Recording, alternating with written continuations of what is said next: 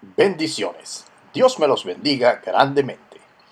En el programa de hoy estaremos hablando acerca de cómo apropiarse del poder de la palabra de Dios. Y para dar respuesta a esta pregunta, comenzaremos con lo siguiente.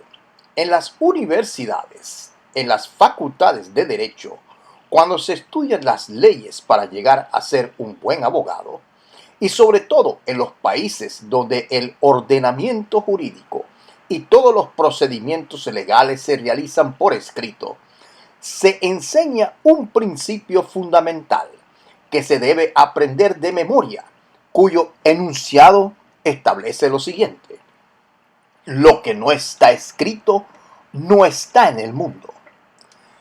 El mundo jurídico se basa en todo aquello que se pueda alegar y probar, como la verdad de los hechos. Y para reforzar la verdad existen las compilaciones de leyes sobre distintas materias que regulan la vida en sociedad, lo que se conoce como la sana convivencia pacífica. Existe el ordenamiento jurídico de las naciones, compuesto por la ley base o fundamental, que es su constitución nacional. Luego vienen las leyes orgánicas, las leyes ordinarias, las leyes especiales, los decretos leyes y las ordenanzas municipales, entre otros reglamentos. Sin todo ese sistema u ordenamiento jurídico escrito y promulgado mediante procedimientos legales establecidos, no habría seguridad jurídica e igualdad ante la ley. La seguridad jurídica se establece en los sistemas judiciales escritos, ya que lo que no está escrito no está en el mundo, y es la garantía de que nadie va a estar por encima de la ley escrita, que representa las reglas de la convivencia social. De esta misma forma, existe una garantía establecida por Dios para todo lo relacionado con nuestra vida espiritual.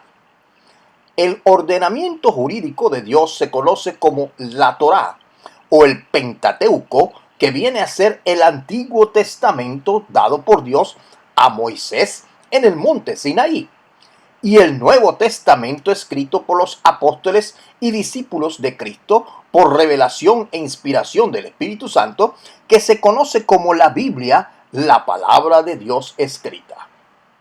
Ahora bien, existe una realidad que no podemos desconocer, que somos seres espirituales y las pruebas por las que pasamos en la vida son en su origen de carácter espiritual y luego algunas se manifiestan en lo material. Damos un ejemplo. Cuando recibimos una mala noticia en forma de palabras escritas o habladas, no la podemos palpar, comienza de forma intangible, es decir, en nuestra mente, la que se encarga de imaginar y crearse toda una película o panorama de lo que establece la noticia y sus probables consecuencias. La adversidad nos toca el botón del miedo interno, que conforma una fortaleza que se levanta en nuestra contra. Pero todo está sucediendo en nuestra mente. Ahora bien, es importante qué tipo de palabras creemos, oímos y que hemos hecho verdades en nuestras vidas, ya que las mismas nos pueden afectar para bien o para mal. Las palabras que aplicamos a nuestra vida son las que van a determinar nuestro éxito o fracaso. Hay un principio que dice que aquello que tú toleras finalmente te puede dominar. Es importante entonces determinar qué tipo de palabras creemos y qué tipo de palabras dominan nuestra vida. Al conocer la palabra de Dios y sus promesas, comenzamos a fortalecer nuestra mente en contra de las adversidades y comenzamos a entender la forma como debemos de pensar. Por ejemplo, en el libro de Santiago, o epístola de Santiago, en el capítulo 1, versículo 22 al 27, leemos lo siguiente: Y ahí habla acerca de ser hacedores de la palabra. Y dice, mas sed hacedores de la palabra, y no tan solamente oidores, engañándonos a vosotros mismos. Porque si alguno oye la palabra, y está refiriéndose a la palabra de Dios, y no la pone por obra, este tal es semejante al hombre que considera en un espejo su rostro natural. Pero él se consideró a sí mismo y se fue, y luego se olvidó que tal era. Mas el que hubiere mirado atentamente en la perfecta ley, que es la ley de la libertad, la ley de Dios, y perseverando en ella, no siendo oidor olvidadizo, sino hacedor de la obra, este tal será bienaventurado en su hecho. Vemos entonces de aquí nos está hablando de que no solamente tenemos que ser oidores, sino hacedores. Poner esa palabra que hemos escuchado en práctica. Igualmente vemos en el Evangelio de San Mateo, en el capítulo 7, versículo 24 al 27. Ahí dice lo siguiente: cualquiera pues que me oyere estas palabras y las hace, le compararé a un hombre prudente que edificó su casa sobre la roca. Descendió lluvia, y vinieron ríos, y soplaron vientos, y golpearon contra aquella casa, y no cayó, porque estaba fundada sobre la roca. Pero cualquiera que me oye estas palabras y no las hace, le compararé a un hombre insensato que edificó su casa sobre la arena. Y descendió lluvia, y vinieron ríos, y soplaron vientos, y dieron con ímpetu contra aquella casa, y cayó, y fue grande su ruina. Hermanos, podemos ir y luchar humanamente en contra de las pruebas de la vida. Las adversidades no son el problema a ser atacado, sino aquello que creemos. Es el sistema de creencias y valores que tenemos en nuestra mente, la cual afecta cómo actuamos. Lo que creemos es tan poderoso que nos domina, y aunque consideremos cambiar de pensamientos, nos es difícil por lo arraigado que los tenemos en nuestro ser. El Evangelio de San Mateo, en el capítulo 4, versículo 4, vemos lo que Jesús dijo. Y dice ahí, y Jesús respondió y dijo, está escrito, no solo de pan vivirá el hombre, sino de toda palabra que sale de la boca de Dios. Cuando el diablo tentó a Jesús, Jesús dirigió la palabra de Dios sobre él, diciéndole, escrito está, escrito está, escrito está. Se lo repitió en el versículo 4, el 7 y el 10. 3 veces, para que el diablo entendiese bien claro que escrito está en la palabra de Dios cómo defendernos de toda situación adversa, basándonos en la palabra de Dios.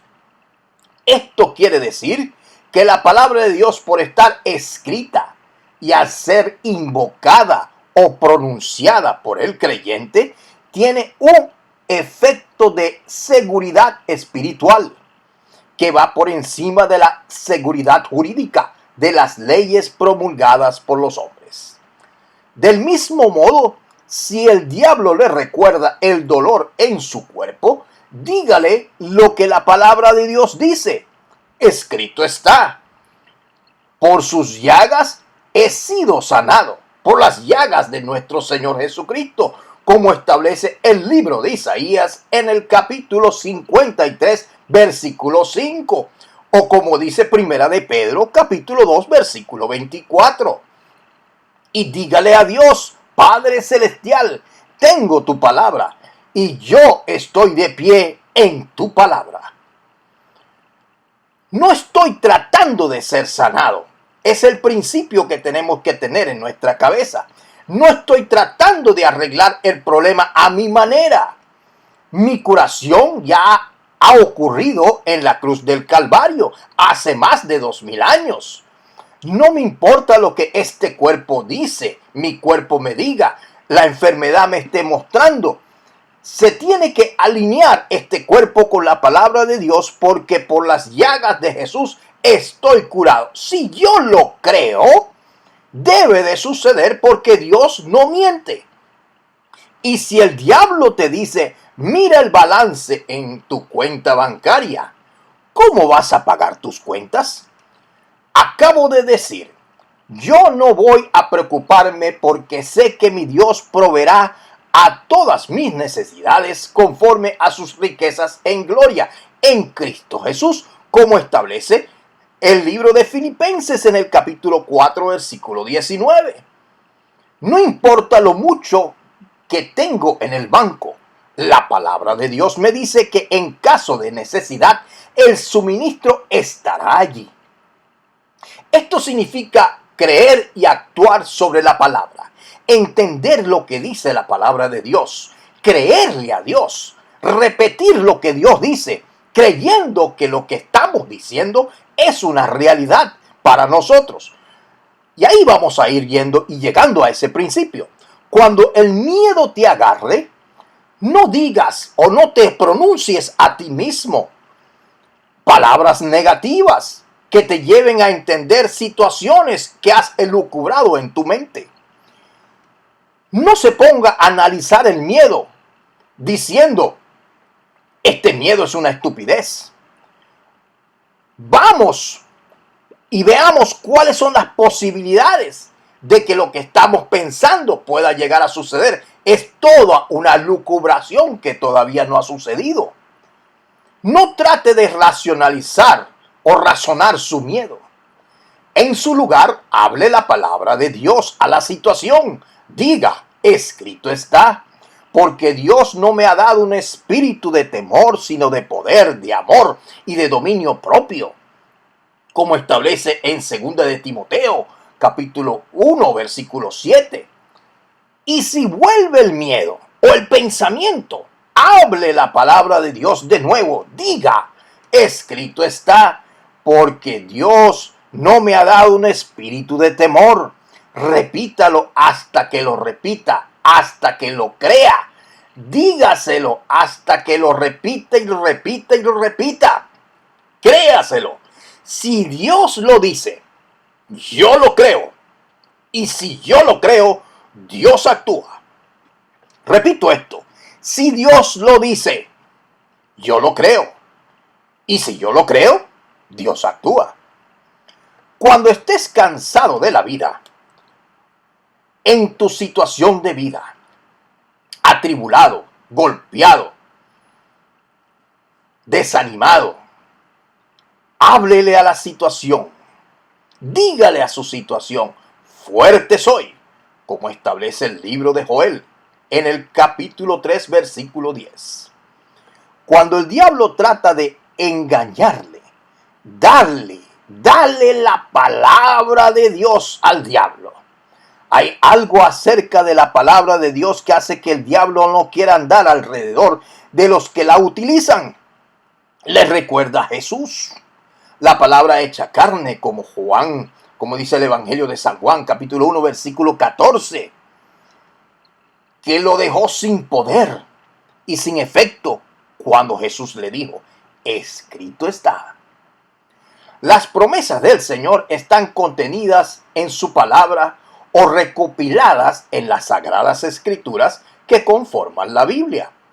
La Biblia establece que la palabra de Dios es viva y eficaz y más penetrante que toda espada de dos filos, porque es la única palabra que puede cambiar nuestra forma de pensar.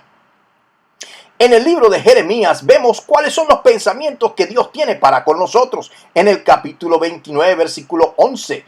Y dice, porque yo sé los pensamientos que tengo acerca de vosotros, dice Jehová, pensamientos de paz y no de mal, para daros el fin que esperáis. Igualmente, vemos en el libro de Romanos, cuando nos dice, porque no me avergüenzo del evangelio, porque es poder de Dios para salvación, para todo aquel que cree, al judío primeramente y también al griego, porque en el evangelio la justicia de Dios se revela por fe y para fe, como está escrito, más el justo por la fe vivirá. Cuando se pronuncia la palabra de Dios ante cualquier circunstancia adversa, se está aplicando fe. Creí, por lo cual hablé. La Escritura dice en 2 de Corintios, en el capítulo 4, versículo 13, tuve fe y por eso hablé. De igual manera nosotros, con esa misma actitud de fe, creemos y también hablamos. Existe una garantía espiritual o seguridad espiritual, la cual establece que la palabra de Dios nunca regresa vacía. Es decir, que siempre que se pronuncie en fe, creyendo, ésta tendrá un efecto real en el presente espiritual y material de aquel que lo establece. Debido a que Dios respalda su palabra, Dios garantiza su palabra y Dios pone en acción y efecto su palabra. En el libro de Isaías, en el capítulo 55, versículo 11, podemos ver lo siguiente. Dios establece ahí y dice, así será mi palabra que sale de mi boca. No volverá a mí vacía, sino que hará lo que yo quiero y será prosperada en aquello para lo cual la envié. Vemos entonces que Dios está pendiente de que su palabra se cumpla. Y Él está pendiente de que no regrese sin que haga el efecto que tiene que realizar. En 2 de Corintios, en el capítulo 1, versículo 20, también vemos lo que Dios establece acerca de sus promesas. Y sus promesas son verdaderas. Y dice ahí, porque todas las promesas de Dios son en Él sí y en Él amén. Y amén significa así sea, por medio de nosotros para la gloria de Dios. Y dice que por medio de nosotros para la gloria de Dios.